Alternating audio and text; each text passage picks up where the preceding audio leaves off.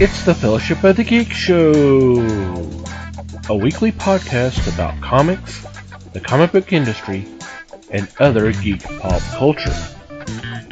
Music courtesy of Manny the Martyr. And now, on with the show!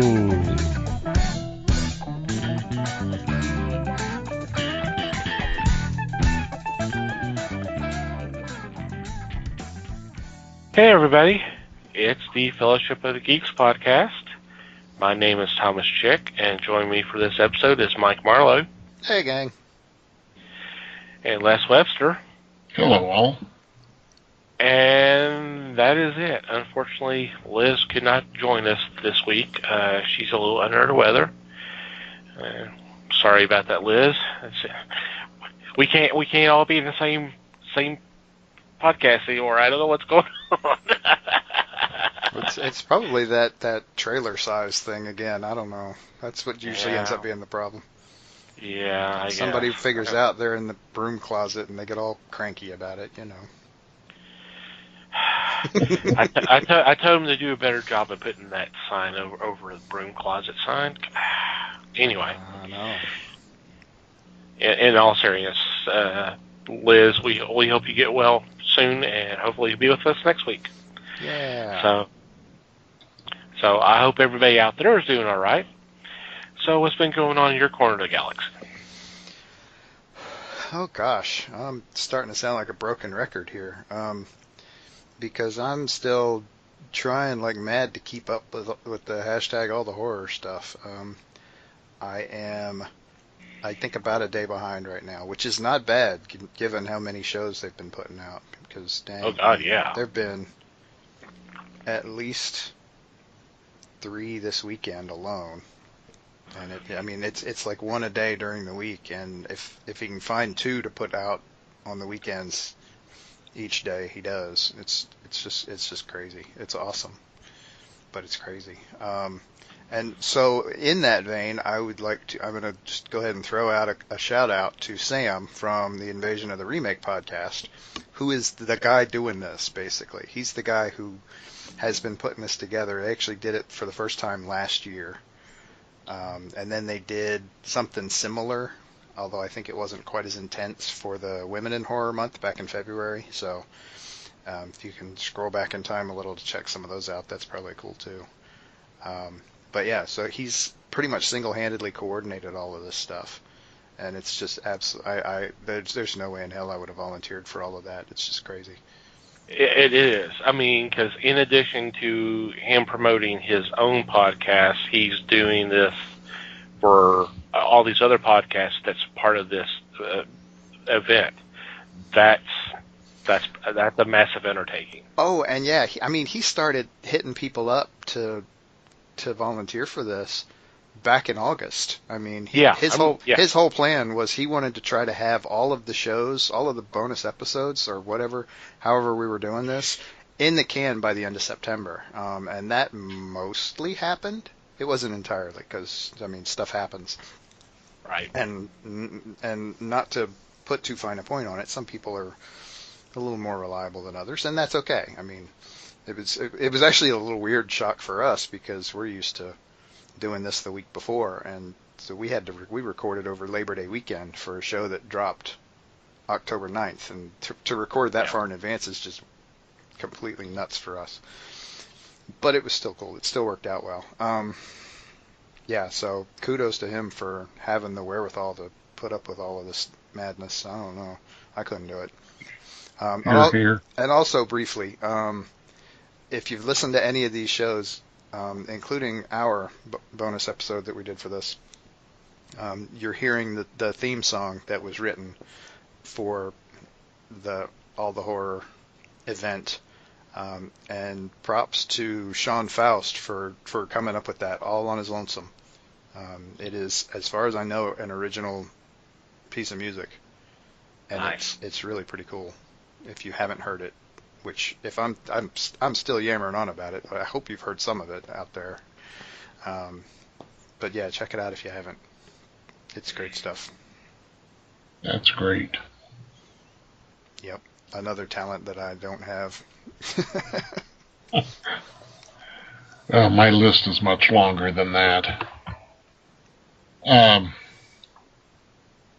I finished off the Paper Girls trades, and that is just an amazing story. Although it's something you really have to concentrate on and read quickly. In other words, don't let, say, 3 days pass, because if you're like me, I was starting to try to grab the storyline after missing a couple of days, and it just threw me off. But it's such a good story. And I also, of course, it is that time of year, so I read my normal book for this season, and that is Something Wicked This Way Comes. It's an annual event for me, which I still thoroughly enjoy. I forgot that you did that. Yeah, I forgot about that. Yeah, once a year. That would be something kind of cool to do. Just kind of celebrate that. Just celebrate the season and all that. Just pull out a book. We automatically think about doing the horror movies, or matter of fact, we're coming up. Well, by the time this episode drops, one showing has been done, but there'll be another one. It's the Great Pumpkin Trolley Round. They're actually doing it twice this year. They're doing it like the 22nd, and then I think they do it again on the 29th. So by the time this drops, the first airing has been done, but the second one will be right around just before Halloween. And that's such a great special, and that's a yearly thing for a lot of people. But just pulling out a particular scary, suspenseful story that's an annual tradition. I like that idea. I don't know why I hadn't thought about that. Well, thanks. No, I kind of like that idea. I may have to do that. I don't know what it'd be. And even if, okay, so the fun part about that might be, at this point, trying to find one.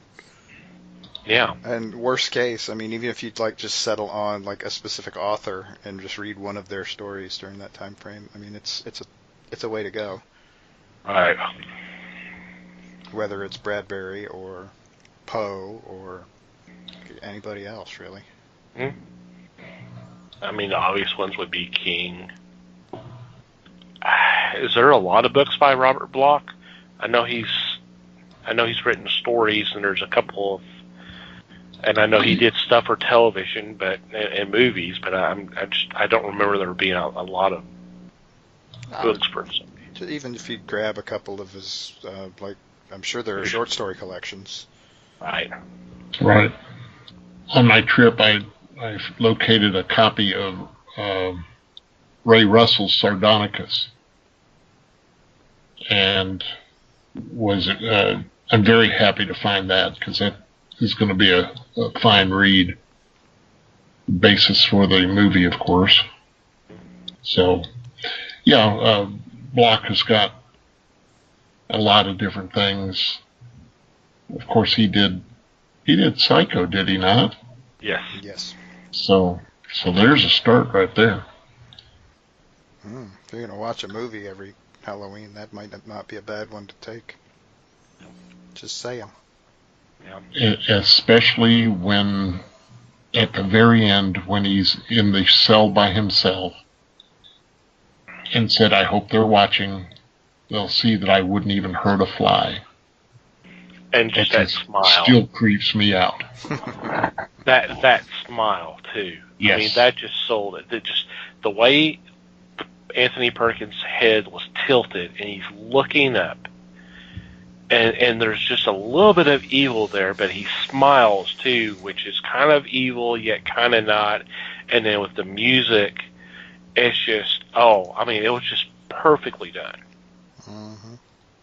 And then go to the shot where they're pulling the car out of the bog. Yeah.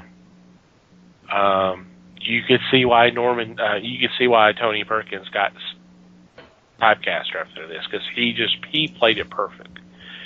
Because I mean, I think we talked about before how most of his roles were the guy next door that just got the kind of bashful, all guy, golly gee shucks and all this, and this shattered that. Mm-hmm. Because he basically was still playing the same thing. There was a little bit more to him than that. Yeah, a lot more sinister meaning in the story overall, based on Right. from it. Totally. And I think that's one of the main things they got wrong when they did the remake. Vince, I like Vince Vaughn as an actor. That was not a good. That was I think he wasn't right for that role. I think they should have gone with the kid they got to doing the Bates TV series. That's now doing The Good Doctor. He had the looks. He had to look like he's just this, just ordinary average teenager. Mm-hmm. Yeah. So, but that's just me. Ha! Imagine that, us having opinions on casting. I mean, geez. Yeah, really. Me, it's just kind of a little hodgepodge of everything. Nothing really spectacular. Went out of town for a couple of days and got back. Working on odds and ends. Got some fun stuff lined up for the fellowship, and already working on show ideas for 2020 because we're at that time. They start trying to load things up for next year. So just some fun, and some not. So hadn't really done a lot of TV watching. I did watch some westerns. I hadn't done any westerns in a long time. Caught one movie where I didn't catch the opening of it, but it was kind of fun, kind of watching some of those. It's just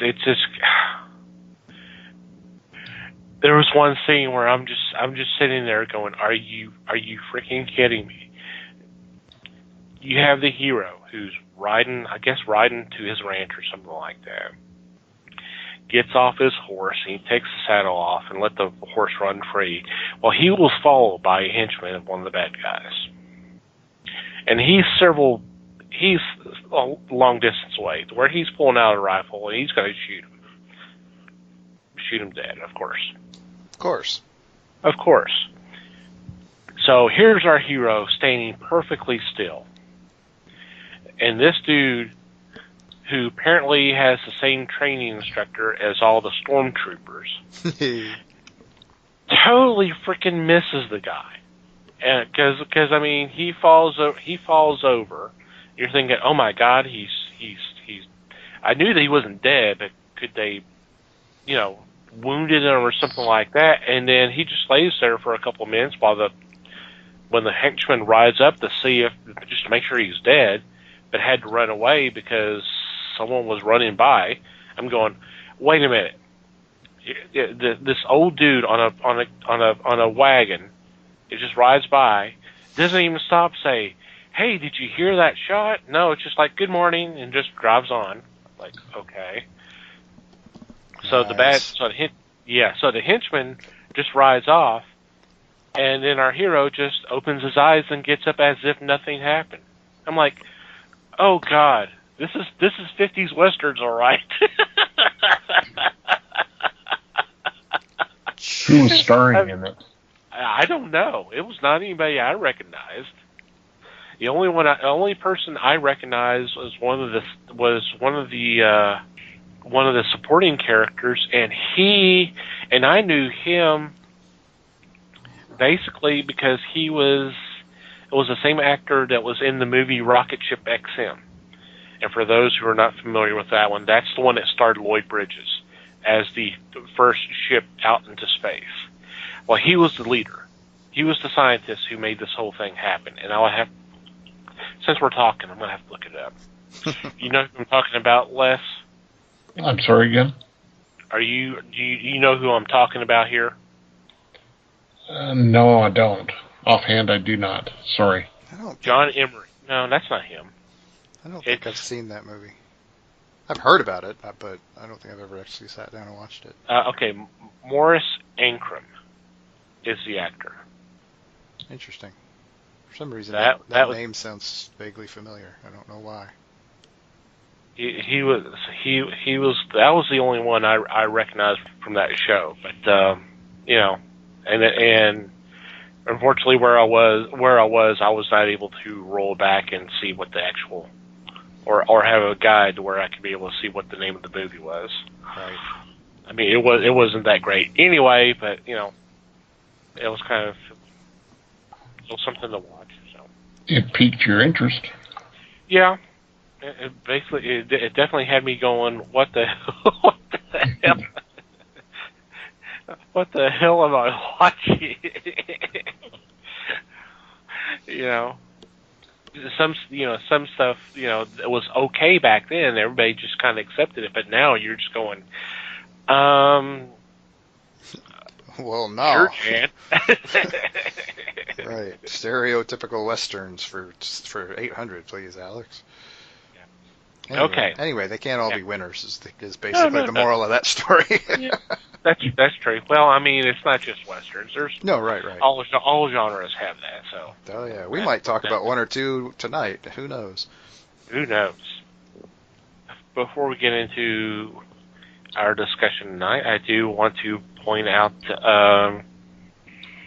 of course, by the time this drops, we would already had our appearance at Red Pegasus for Halloween Comic Fest, doing our donation drive for comic books for kids. Be happy to go over all of that when next week when we have Yeah, when we have actually already done it, yes, when we actually have already done it. instead of the we will be have already done it sort Yeah, of something thing. like that. Semantics. Mm-hmm.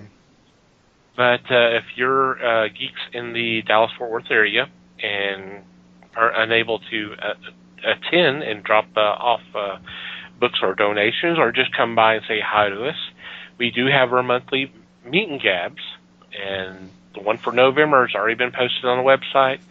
I'm pretty sure I've already got the Facebook event set up. If not, I will definitely have it by the time this drops. It will be Saturday, November 9th. I almost said 19th. Oh, God, I'm tired. November 9th at 7 p.m. We'll be meeting at Wing City. That's located at 1456 Beltline Road in Garland. The zip's 75044. Like I said, it's already on the website. Every second Saturday of the month, we do just a little gathering, have some great food, and have some great conversations. And y'all in the Dallas-Fort Worth area. God, I sound like Texas. I sound like y'all. Everybody in the Dallas-Fort Worth area is invited to join us. And if you do have comic books, all-age comics, or teens comics, new or like new, and you like to donate to Comic Books for Kids, by all means, bring them by. We will gladly take those and add them to the stack that we'll be sending to Children's Medical Center, which we're still working out the details on that. So we would love to see you out there. And regarding doing another collection drive like we're doing for Halloween Comic Fest, we're in early stages there. I don't know, we're going to work out all the details. We may do something early next year for another appearance specifically for a donation drive, but we're very, very early in the process of that. But I think that's something we'll want to do. So just stay tuned to the podcast. Obviously, follow us on Facebook and on Twitter, and keep checking the website, and we'll have all that information as soon as we have all the details nailed. Okay? Yeah. All right. I hate to say it, but this is going to be the end of Horror Month for 2019. Aww. This is our last episode for Horror Month, and our our last look at Vincent Price horror films. I mean, just for this batch, I'm not saying we won't look at Vincent Price films again. I'm sure we'll do something down the road. Oh, probably. But this has been fun. I always enjoy doing these, and I know y'all do too. Mm-hmm. And of course, Liz does too. So for this week's episode, we figured we would take a look at the later films, the ones from the ones from late after the Corman years. pretty much late 60s, 70s, and early 80s, before he started kind of doing more secondary roles and that kind of thing. So that is our focus for this week. So I just gave the guys free reign. Just whatever film y'all would like to talk about, just go ahead. So I'm going to step back and open things to the floor, and let's start talking all things Price. Who would like to go first? Yeah. Do you have a preference, Les? No, I really don't. There were so many oddball things that he did. To put it mildly, yes. And that's even if we don't bring up the Dr. Goldfoot movies. But anyway. And he did, what, 2 of those? There were 2 of them, yeah. The thing that blows my mind is the second one, Dr. Goldfoot and the Girl Bombs, directed by Mario Bava, according to the list I have here. And I'm just like, really?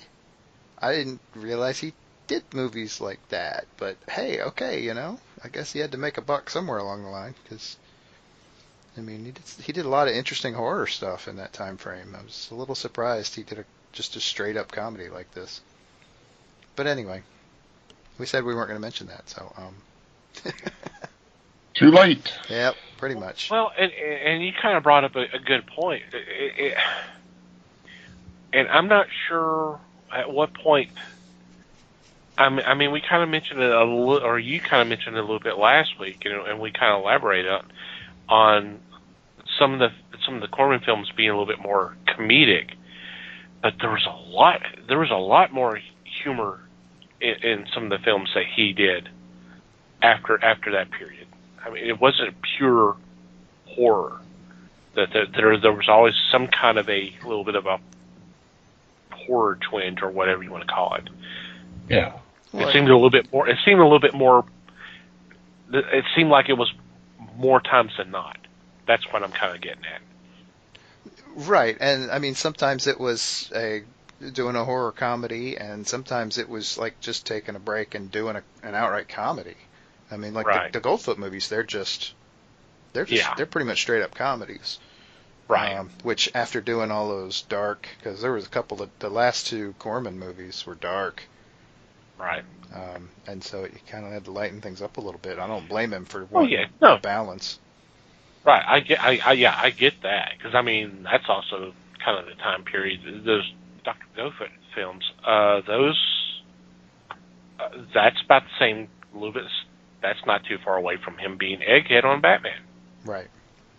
Yeah. Yep.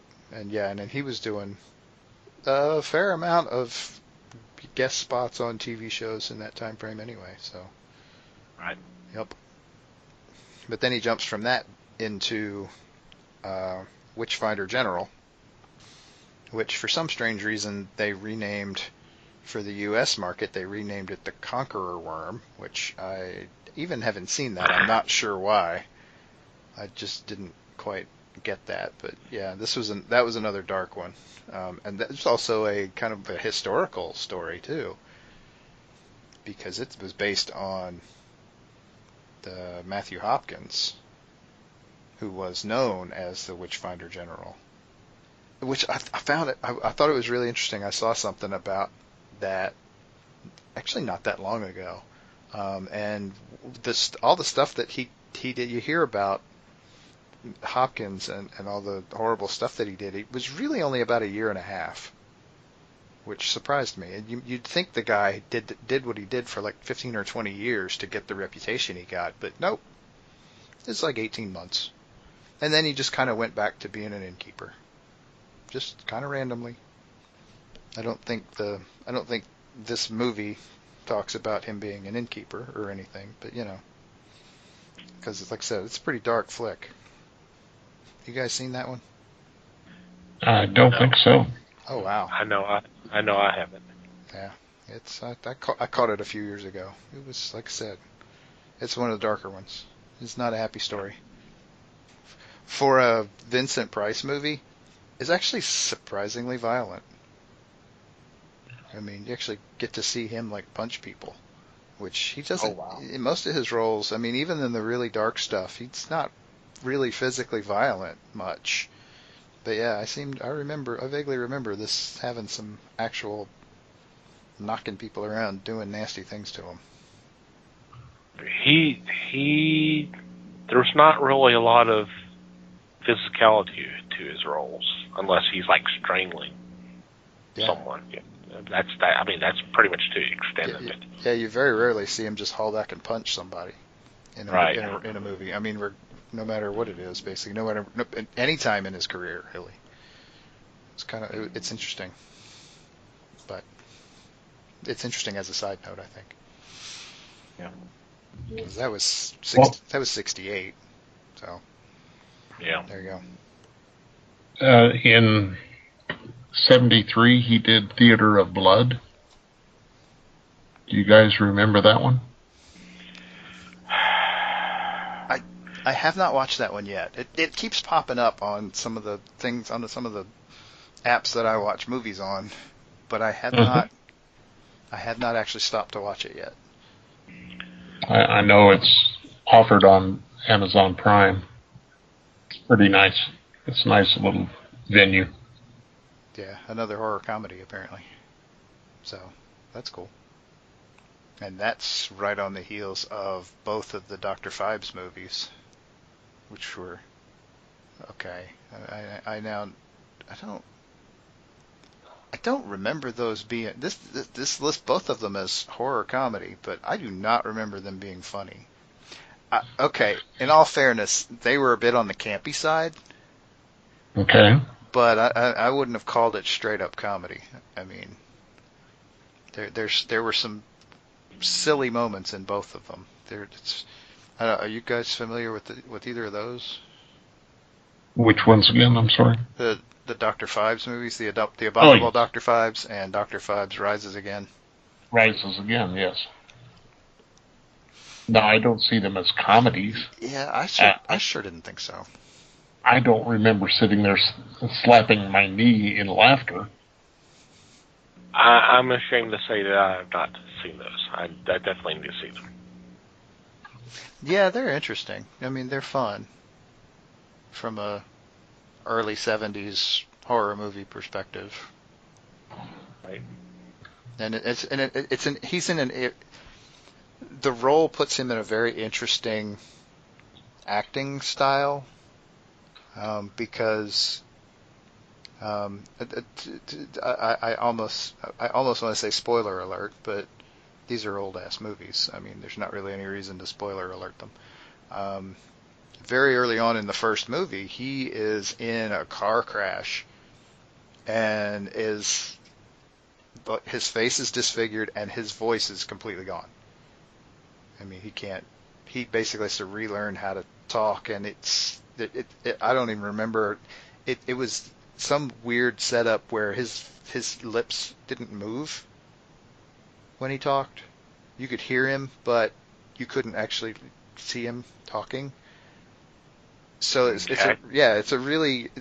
puts him in this almost weird, like pantomime-ish type way of acting, and it's interesting in that regard. I mean, if nothing else, we talked about it before.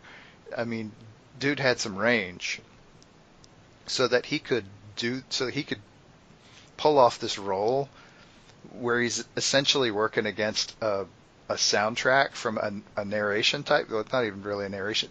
It's basically he's doing a live voiceover thing where he's acting to a pre-recorded voice track that he recorded before. it helps. It's one of those things that it helps add to the unsettling nature of the movie. So it's kind of cool in that regard. Okay. I don't think I'm Yeah, explaining it very well, but No, you did fine. yeah. So they're worth checking out for sure. Yeah. Oh, I definitely will. I'm sure. I'm sure they're going to be shown here real soon if they hadn't already. I'll keep an eye out for them. Wouldn't be surprised if TCM throws one of them up anyway. Well, I'm sure they're going to be played sometime Halloween because I think they're doing Vincent Price for Halloween. So, Yeah. Yay. So I wouldn't be surprised if they show one of those. He also did a sci-fi movie, The Ares Computer. And this one I find interesting. The concept being in the future, Earth's population is at a critical point, and the Ares computer becomes the ruling factor. And what is odd about this is that this is the future of 2013. So I remember seeing this, and yeah, it was in the 70s when I saw it. It was not first run, but I saw it and thought, wow, this is kind of scary. But now I think about it and go, wow, this is kind of stupid. That's only because we've seen way worse since then. Oh, yes. In real life, that is, not just movies. Right. Okay. How about if we want to move a little bit further into the late 70s and early 80s? This is one I kind of pointed out to you guys. Monster Club. Have y'all had a chance to see that one? See what y'all think? I did watch that, and I have very mixed feelings about this movie.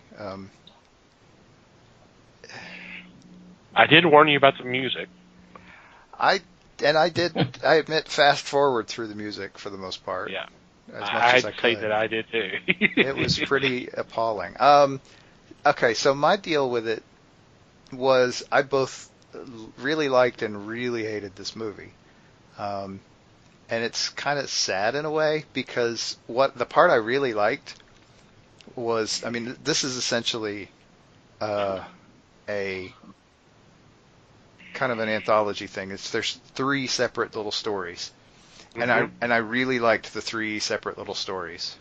They were good, yes. They were surprisingly good. I mean, Yeah. They were a little silly at times, but there's a good reason why they were silly at times. And the reason why they were silly at times was because of all of the tie-in bit, which was Vincent Price and John Carradine. All of those scenes were absolutely ludicrously horrible. I mean, as much as I like Vincent Price, oh God, I can't believe he agreed to do this movie.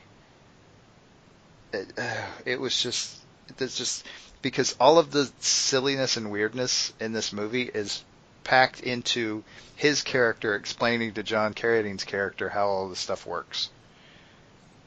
And it was just, oh man, it was just so bad. So I was really kind of disappointed that the part that he was in was the part that sucked.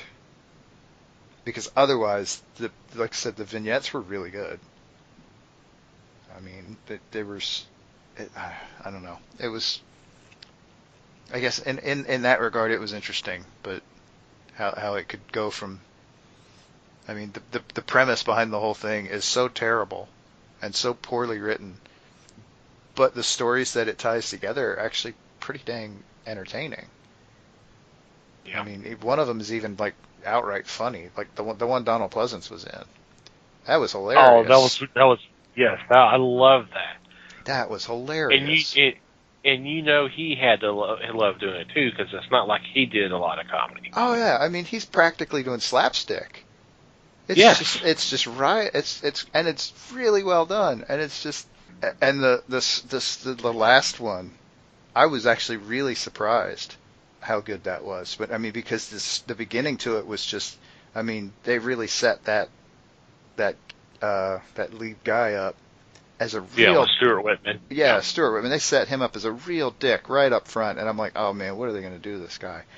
And it turns out that that what they did was actually really impressive, and it worked really well, and he wasn't such a dick after all. And it was anyway, spoiler again, but yeah, I ended up liking that story way more than I thought I was going to at the beginning. It really sold me as it went along. It was really good. But again, poor Vincent and poor John Carradine. It was just the whole club thing was just so bad. Yeah, I agree. I agree with you. And the sad thing, not.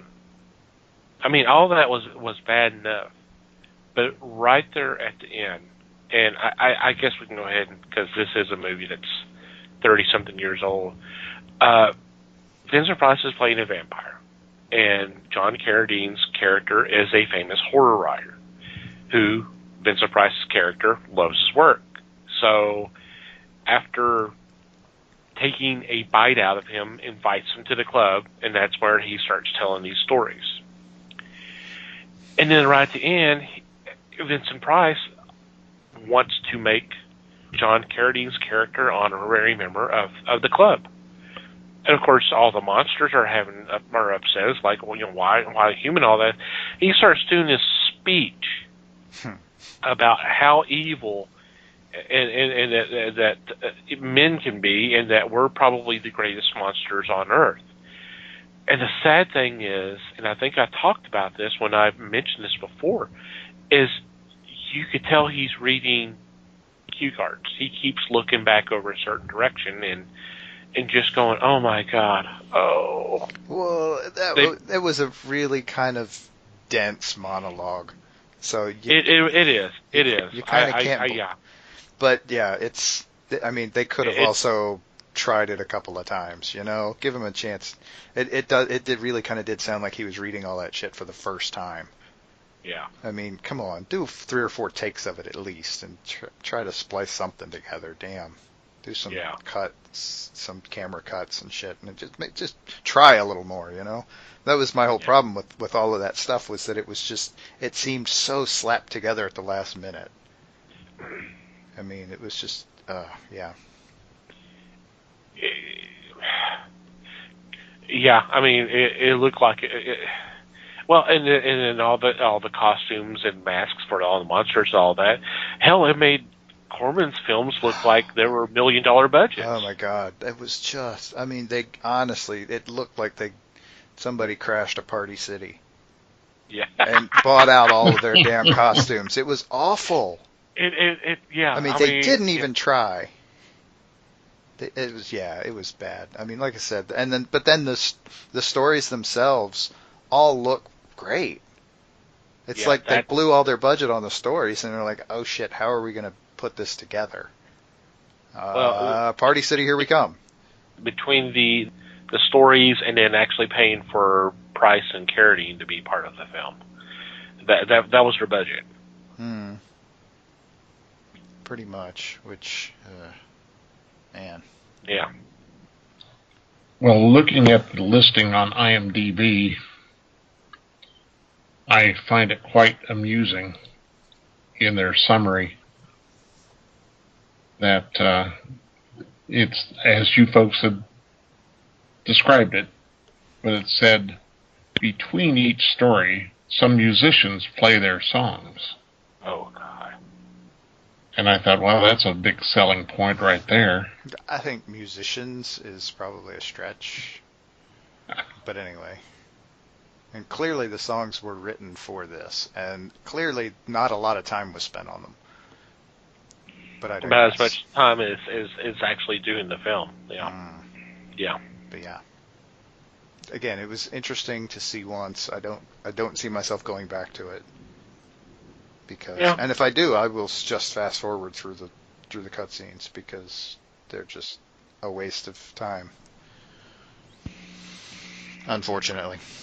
Yeah, that's the thing. Sad thing, because that's would be a drawing point for a lot of horror fans. Is, oh my God, it's Vincent Price. Oh my God, it's John Carradine. They're in the same movie, and it's the scenes with the two of them together that are just yeah. Yeah, honestly, and this is going to sound bad, but the scariest part of those scenes is you get several good looks at John Carradine's hands, and to see what arthritis has done to that poor guy is just unbelievable. Yeah. His hands are just horribly misshapen by this time. It's that to me is the hardest part to watch. It's like, ugh. It looked pretty bad, but yeah. Well, I remember seeing Carradine in The Man Who Shot Liberty Valance, and just shaking my head, going, "Why did you take this role?" Because he's got just a very short while in it as a speech maker, and it just didn't fit. Right. But you're getting back to Monster Club. I got a feeling I'm going to probably sit down and watch this one. Yeah, I mean, Just if nothing else, you now are kind of prepared and you know what you're walking into. But True, very true. But like I said, I mean, it's something I would suggest watching once. The stories within the story are worth watching for sure. Another one I'm seeing on this list that I find interesting, and I admit I have not seen it. I kind of would like to though. He apparently had, I'm assuming, some sort of bit part in Welcome to My Nightmare, which was the Alice Cooper movie. Alice Cooper, yeah. I would be interested in seeing that. Have you guys seen that? No. Weren't there like 3 or 4 things he did with Cooper? Maybe. I don't know. This list doesn't show them all if he did. I'm trying to work my way back. I thought I saw 2, maybe 3 things he had done. He did The Strange Case of Alice Cooper, and that was in 79. Well, yeah. Welcome to My Nightmare, 75, and then there was Alice Cooper, The Nightmare, earlier that year. So yeah. So yeah, you're right. Well, that's an oddity. Yeah, and I'm looking at this, and I'm not 100% sure this is a movie.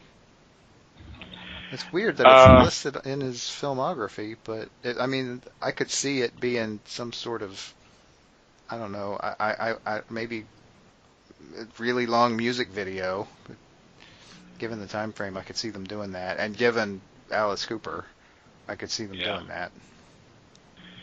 Yeah, the Alice Cooper, The Nightmare, has a runtime of 66 minutes. So I mean, I don't know.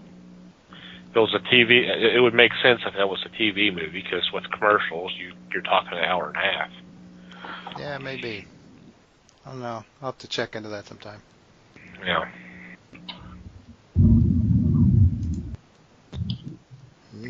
Getting a little grumbly out there. Yeah, I do want to apologize, everybody. We were having some bad weather out here while we're recording, so you're going to hear some of that, and you're probably going to hear some issues with Skype, because I know I have. So just bear with us. It adds to the atmosphere, right? Well, that's true. That's a good point. That's a good way to look at it. Well, since we're kind of talking about some of his TV appearances, I never saw this, and I don't know if they ever made this thing available. Lindsay Wagner, Another Side of Me, TV special, and he shows up as a silent movie villain. Interesting. A television special in which Lindsay sings, reenacts her wedding day. Okay. Okay. Plays a silent comedy spoof. There's where you probably get Vincent Price.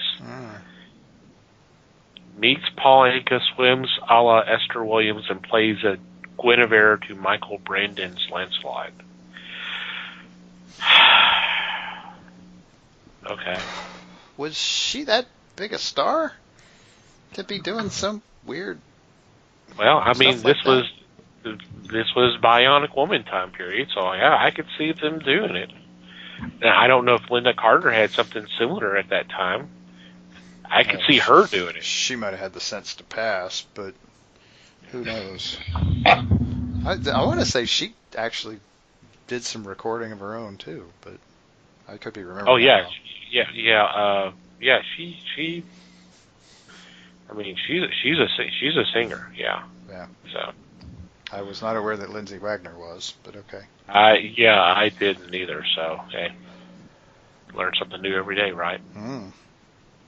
It's half the fun. Mm-hmm. And for the record, no, there was not a Linda Carter special during the time that she was playing Wonder Woman. Boy, that's kind of a missed opportunity. Maybe they learned their lesson from Lindsay Wagner's. Probably. Anyway. So have you guys seen House of the Long Shadows? Oh, yeah.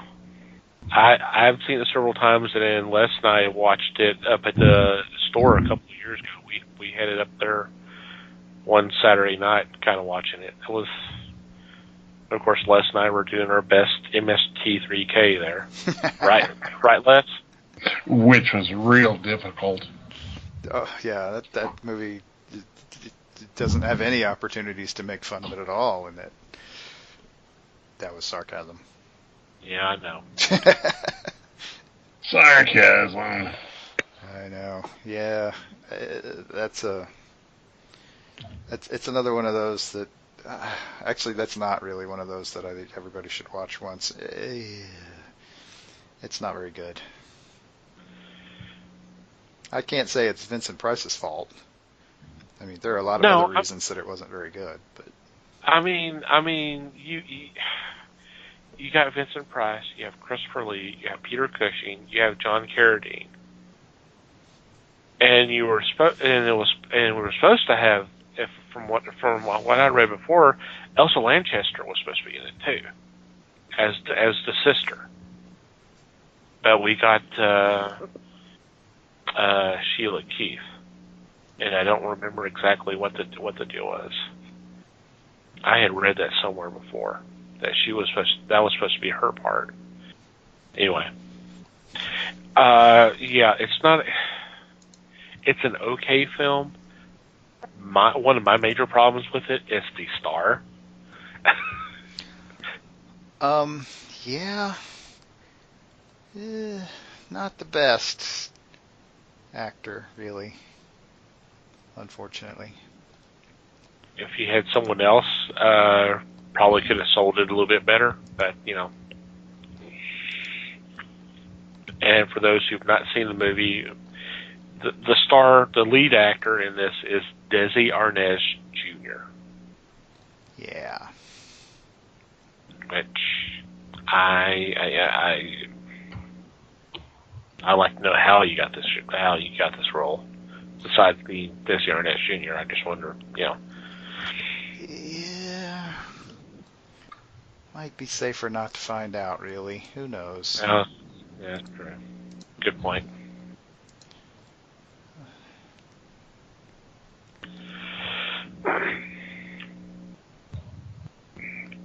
I like the premise, and I did like kind of the twist or the twists, because there's actually kind of a couple of them. I just, you know, it just didn't work. It just didn't work. Yeah. Yeah. I mean, it was an interesting idea that fell flat, and I mean, as far as lay and blame, who knows? But I mean, let's be realistic. This was a canon film. It was a go on Globus. Yes, that should tell you. And so, more than likely, the answer to the question of how Desi Arnaz Jr. got attached to this, my guess is name recognition, because that's how they worked, pretty much. They were not so much worried about story; they were just trying to give people reasons to come see their movies. I wouldn't put it past them to use name recognition. I mean, let's get a whole bunch of classic horror stars together, and we'll stick somebody else who's got a name in front of them and call it good. But anyway, this is also billed as a comedy horror, and I also don't remember it being that funny. But not until Thomas and I got hold of it. Right. Kind of sorry I missed that. Oh no, you don't. Yeah, the downside was it would mean watching this movie again. But anyway. Okay. Are you ready for this? In 2012, there was a movie called House of the Long Shadows Revisited. Oh, no. Really? And that sure sounds like a Alan Smithy type movie. But Desi is in that again. Oh, Jesus. You know what that means, don't you? It probably means it was his idea. But according to this, well, I'm not going to say that it was much of anything, because, one, you go to the site and it says add a plot, so there's no plot written for it. It's a documentary. Yeah, that's what I was about to say. Looking at it, it's a documentary. Oh, good. Because everybody's playing themselves. Ah, yes. It's not like there were a lot of them left at that point either, but... Yeah, there's a lot of archival footage here. Well, there's actually one, because the others have been long gone that they didn't... I guess they couldn't dig up any kind of information, any kind of interviews with them regarding this film, which should tell you something. Right. I mean, I'm not sure I would have been willing to talk about it either. But yeah. If the actors are not talking about their films, that means they're probably not worth talking about. Right. Well, interesting. There's a weird part of me that's a little bit curious, but I don't know if I'm probably not curious enough to follow through on it. No, I don't see myself jumping up and trying to contact Turner Classics to have them show this. They'd probably laugh at you anyway. They would. And isn't that one of his? Isn't that one of his last horror films? Well, there's Bloodbath at the House of Death. Yeah. I have not seen that one. I hadn't heard of that one until now. Yeah, nothing else on this list, which is, I mean, I'm not gonna lie, it's the Wikipedia list of his filmography. I'm not sure how complete it is, but I don't know. It doesn't show anything much more horror-y. I mean, you get Edward Scissorhands in 90. That's not a horror movie, not by any stretch, but No.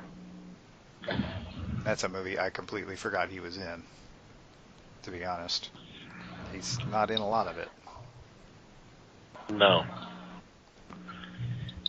I mean, yeah. So I think Bloodbath at the House of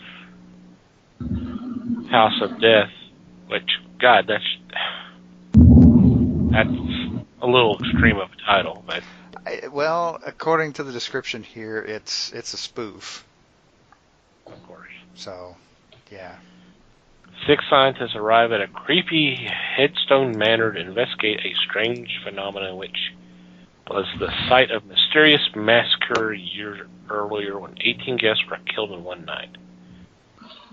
It turns out that the house is a place of a satanic cult leader led by the sinister monk who plans to kill the scientists who are inhabiting the house of Satan. the Sinister Man is played by Vincent Price. So, Of course. there we go. This was a comedy? This was a comedy. Okay. Yep. Over-the-top spoof, loosely inspired by the Amityville Horror and other horror films from the same period. Hmm. I mean, beyond that, it's pretty much TV guest appearances, a lot of voice work, Mm-hmm. which makes sense because he had an incredible voice. Yes. Unless you want to talk about Dead Heat, No. starring Treat Williams and Joe Piscopo. He was in that. I have to take IMDb's word on that because I have not seen that one and I don't particularly care to. Yeah, not planning on running out and tracking that one down either, really. The funny thing is, I'm looking at this list. Jerry McGavin was in it, and Key Luke. I mean, Key Luke. This is son number 2, if I'm not mistaken, from the Charlie Chan films. Other than pretty much just voiceover work and bit parts. I mean, he did. We talked about it a few weeks ago, or I think Liz mentioned it. The 13 Ghosts of Scooby Doo. He was a part of that show. Mm-hmm. And she mentioned more than once his Tiny Toons appearance. Yeah. Which was pretty late on. That sort of thing. And of course, there was him doing the rap from Thriller. Mm-hmm. Yep. Yep. The John Landis directed. The video. Yep. Yeah, music video to end all music videos. Yeah. Oh boy, I remember when that dropped. Just. Oh, it was a huge deal. Oh, it was. Because you're right. It was a short film. Oh, totally. As opposed to a music. I mean, that really kind of elevated the music video. Oh yeah, and this is this is only a couple of years into the MTV era, so. Oh God, yeah. Yeah, it's a huge landmark in the MTV era. It's actually pretty entertaining too. So. Oh yeah. None of the stuff we're saying is intended to knock it in any way. It's actually, for what it is, it's pretty cool. Yeah. So I think Bloodbath at the House of Death was pretty much the swan song for the horror part of his career. I mean, I guess 13 Ghosts you can consider. I don't know if I call Scooby-Doo horror, really. Yeah, I know, but it's kind of, sort of in a way, but, I mean, yeah. It depends on the era. We kind of talked about Scooby-Doo already, but... Yeah. Right. And if you didn't catch it, you can go back just about, weeks? It hadn't been very many weeks. Five. Uh-huh. Yeah, a handful of weeks. I don't remember exactly, but... About 5 episodes back, something like that. Mm-hmm. But a nice little career of films. Yep, did some interesting stuff, that's for sure. It affected a lot of people, mm-hmm. and by doing these films, a lot of people took up acting and attempted to mimic Price. Yep, he was an inspirational guy. Yeah,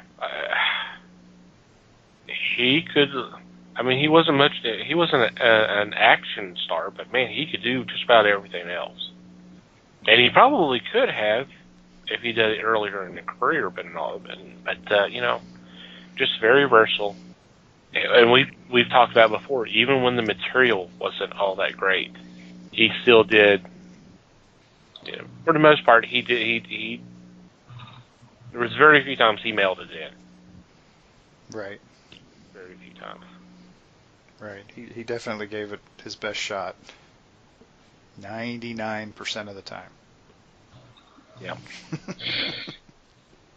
Yeah, we kind of mentioned the ones where it seemed like, okay, he was there for a paycheck, but Yeah, but I mean, everybody has them. yeah, everybody does. Everybody does it at some point. It's fine. You move on. Yeah. If you have not had a chance to watch these films, we do highly recommend watching all the ones that we have mentioned these last few weeks, and check out the ones that we didn't get the opportunity to discuss. Some great films. Yeah, if there are any that you did not hear us talk about that you think we should have, let us know. Yeah, Exactly. We'll gather them up and we'll do another episode of Vincent Price down the road once we get that list. Yep. So definitely do that. Yeah, it's not twisting our arm, that's for sure. Oh, not at all. No. Alrighty, on that note, we're going to take a quick break and come back with our weekly picks.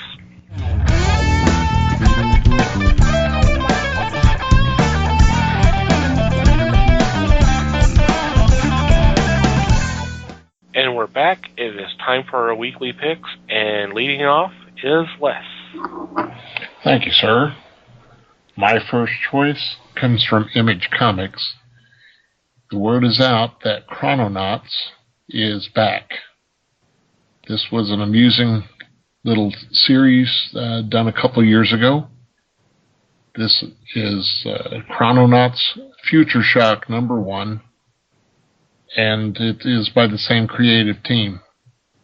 It is the story of time-traveling physicists attempting to conquer the future with their new machine, the Time Hawk. Needless to say, hilarity ensues.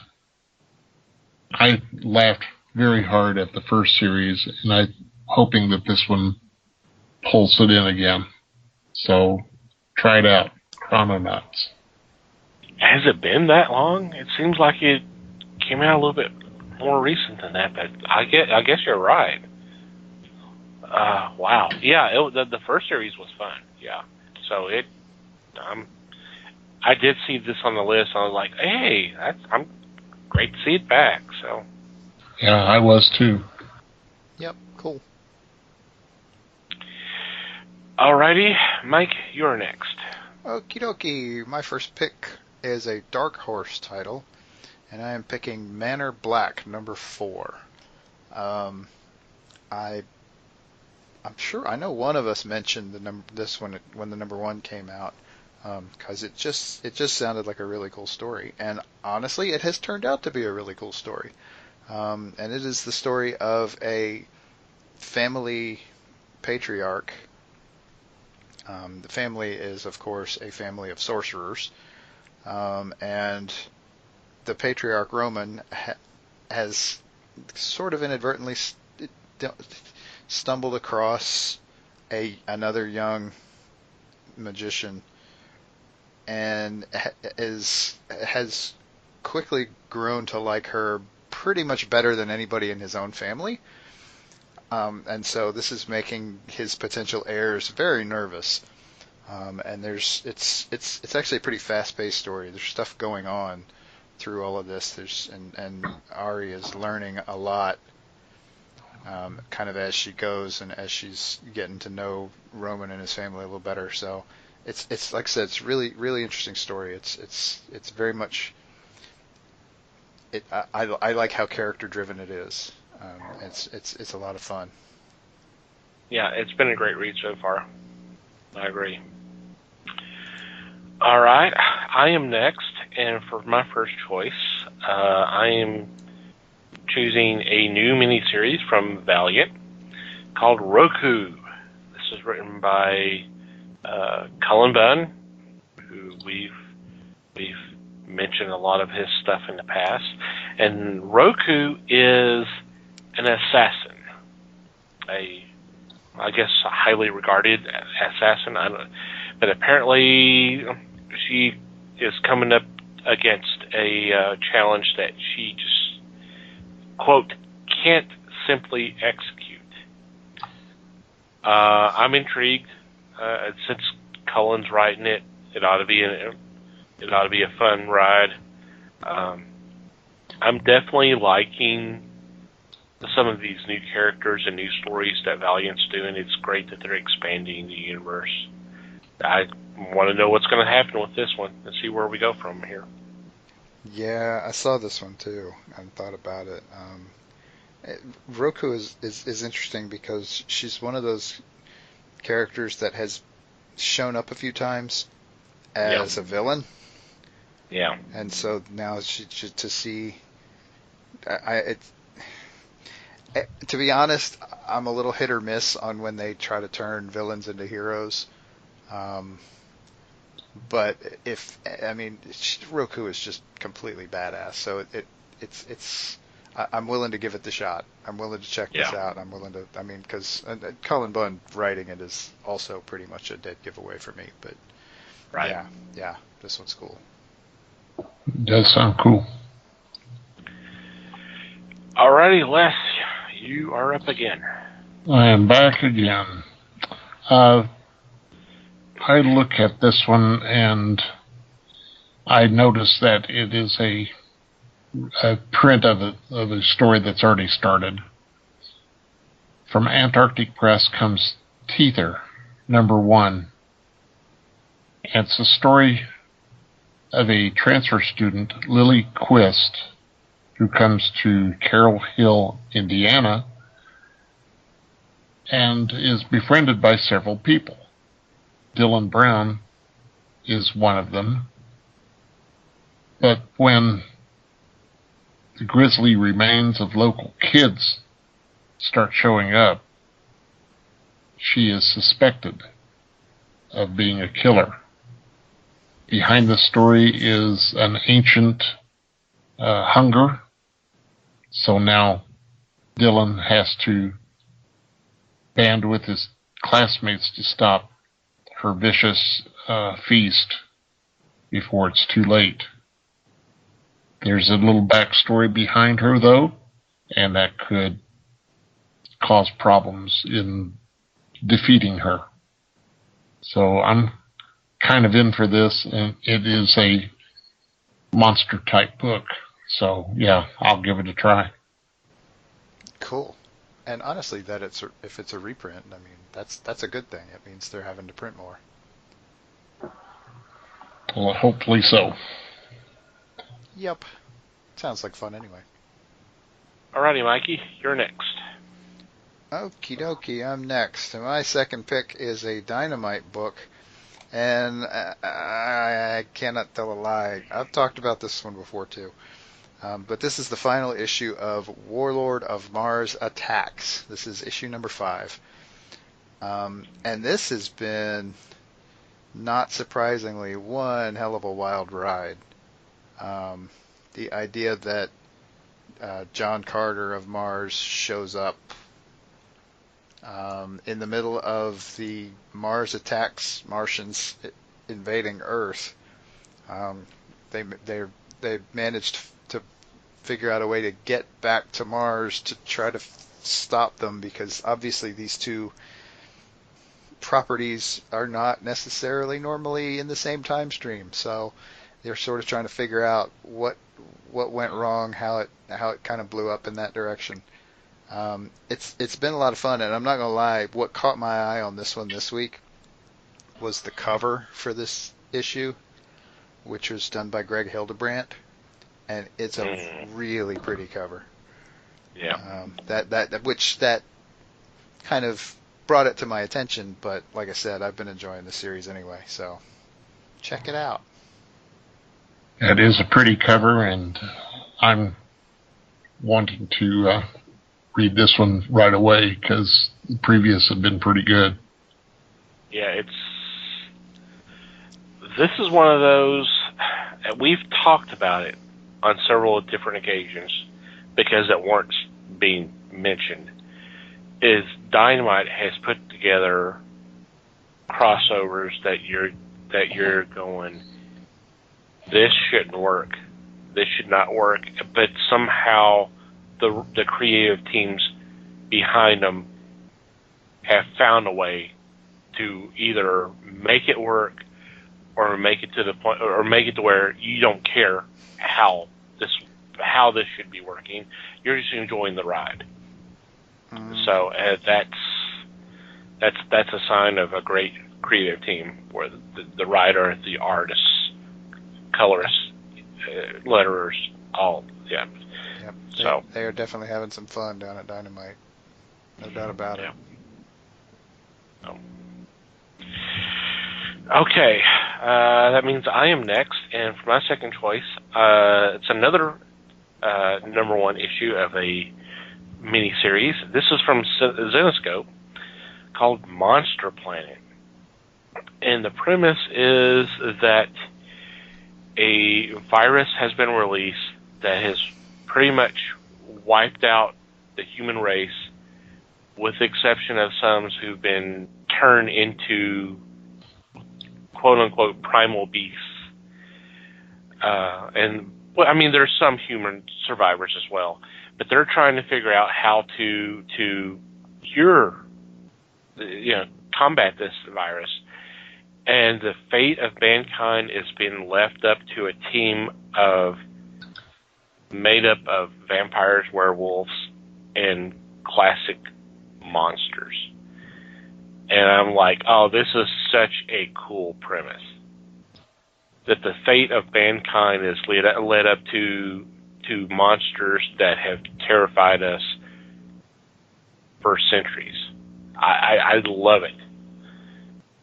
So this should be a really interesting and fun ride. Yep. I agree. Yep, I spotted this one too, and I was like, oh, cool, another brand new one from Zenescope, because they've been doing pretty well lately with these. Mm-hmm. This kind of reminds me of in a way, the Evil Heroes miniseries from a year or so ago, and that was such a great read. Mm-hmm. I kind of got that kind of vibe, so if that's the case, then it's gonna be great. So. Yep. Okay, since we do not have Liz this week, we all have third choices. So, Les, what is your third choice? My third choice is something I've looked forward to for decades, and that is the return of Airboy. The issue is Airboy number 51 from It's Alive. It's written by Chuck Dixon and illustrated by Jock and Brent McKee.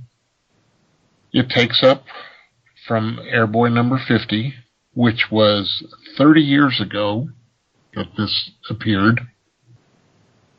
And they take the story to the year being 1989, and Davey, aka Airboy, has escaped from the realm of his arch nemesis, Misery, only to find himself to be back on Earth, in Africa, in the height of apartheid. I've got a feeling that this is going to be a fun run, and I hope that Dixon gets to pencil another 50 issues, or not pencil, but write another 50 issues, and put this back in the front of everybody. I'm trying to remember, other than that miniseries from a few years ago from Image, which was not a Airboy per se, and I can't remember the last time there was an Airboy comic. It was that long ago. Yeah, it had to be. And I think back at that time, was it like Now Comics that was publishing them or something like that? Or I'm thinking of someone else, but anyway, it's been a while. Eclipse? It could have been Eclipse. I can't remember. It wasn't one of the bigger publishers at the time. I'm pretty sure. So you're right. It's cool to see it coming back, though. Yeah, definitely. Because it's a cool concept, a cool character. So yeah, it should have a chance to come back and find a new audience and bring back the audience that was there before. Yep. So, alrighty, Mikey. Okie dokie. So jumping back to the monster theme a little bit. My third pick is from American mythology, and they're doing it again. They seem to just love doing this. And this title is called The Monster Men, Soul of the Beast. This is issue number 1, and they're billing this as a sequel to Edgar Rice Burroughs' novel, The Monster Men. So there you go. And I think it's a cool idea. I love that they're diving back into some of this stuff, and I actually think it's cool that they're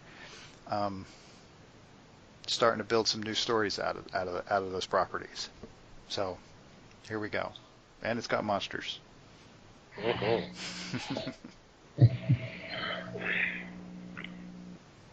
I agree. I like it too. Alrighty, and for my third pick is yet another miniseries, but this one's a very short-lived miniseries. It's only 2 issues. This is from Marvel Comics.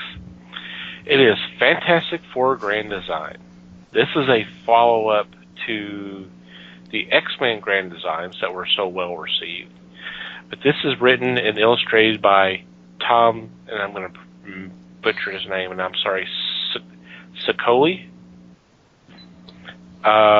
who did Godland for Image Comics a few years back, and then last year, I believe if I'm not mistaken, did the Transformers versus G.I. Joe miniseries for IDW, who wrote and drew this. This is going to be basically telling the story of the origin of Fantastic Four from the early days, and it's kind of I love his art. I love his art. It's very it invokes Kirby style without being a Kirby clone. So this should be a blast. I've been waiting for this ever since they announced it. This should be. I'm excited. I like Tom's work anyway, but the fact that he's doing the Fantastic Four is just. I'm there. I'm so there. Yeah, his covers do look really good, and he not only does he capture the Kirby style a little bit, the coloring is interesting too on the covers. Yeah, I like it.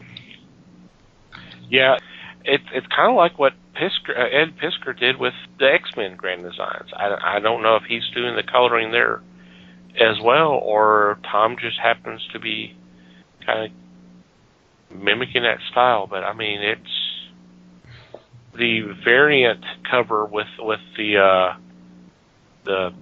old corner boxes. I just love, because it's so dead on, but you could tell it's actually his art.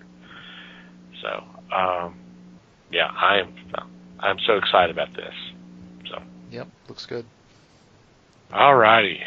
Any special shout outs or mentions this week? No, don't think so. Not here. What I'll say is just, once again, a special shout out to all the horror podcasts. Thank you for letting us be a part of this. It's been a blast. It sounds like it's been very successful, which is great. So hopefully we will be allowed to be a part of this again next year. So if you've not had the opportunity, definitely go check them out. You can go to either go to Twitter and do a search #AllTheHorror, and there you go. So thank you guys for letting us be a part of this. And like I said, hopefully we'll be a part of it next year. And also, just go ahead and say Happy Halloween, everybody. Obviously, by the time this drops, y'all have already had the whatever Halloween parties that Saturday, the night before.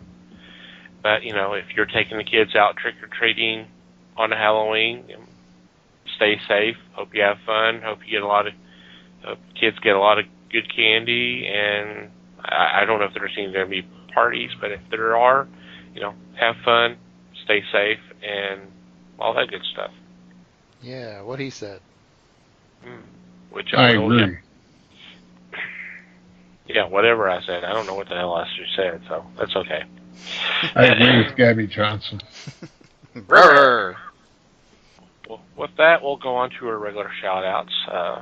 First off, we will want to say thank you to Pop Goes Culture Podcast Network for allowing us to be part of a great group of podcasts. We'll have a link to the show notes for you to peruse some of their fine work, and as well as want to say thank you to the fine people who make up Potter and Family on Twitter, who've been kind enough to retweet and share our links to our podcast. Definitely go check them out. Easiest way to do that is when you're on Twitter, just do a search, #PotterandFamily, one word, and just scroll through whatever catches your fancy. By all means, go ahead and click on that link and download that episode, and hope you have fun. And I also want to thank Manny the Martyr for supplying the music to our little podcast. Definitely want you to check out their music. We'll have a link to the 2 or 3 EPs they have put out. Thank you guys for your support. And finally, you, dear listener, thank you for downloading and listening to today's episode. We always appreciate your support. We would love to hear from you. If you have any comments, suggestions, complaints, observations, questions, what have you, please, by all means, contact us. There are several ways you can do that. Our email address is email@thefellowshipofthegeeks.net. You can also go to our website and click on the About Us tab, and there's a contact form that you can fill out. We already mentioned the Facebook page earlier. Feel free to follow us there, and we'll have links. We have Facebook events for our meetups, and then whatever appearances and stuff that we'll be doing. So just, if you're following us there, then you're already going to be on top of that. Obviously, we're on Twitter @Fellowship Geeks. Feel free to follow us there.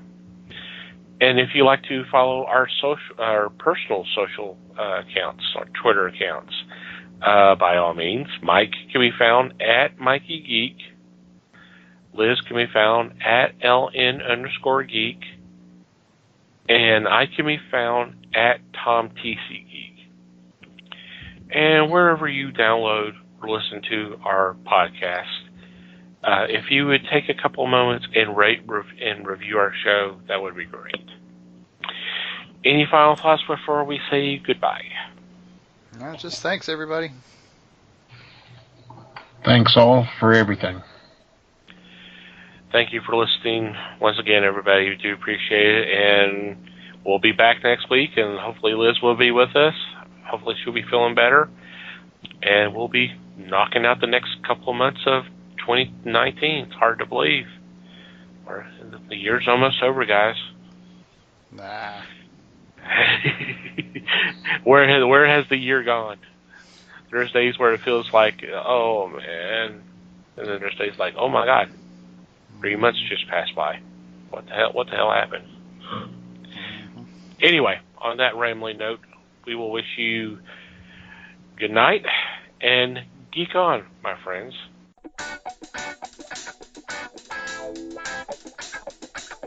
We thank you for listening to the show.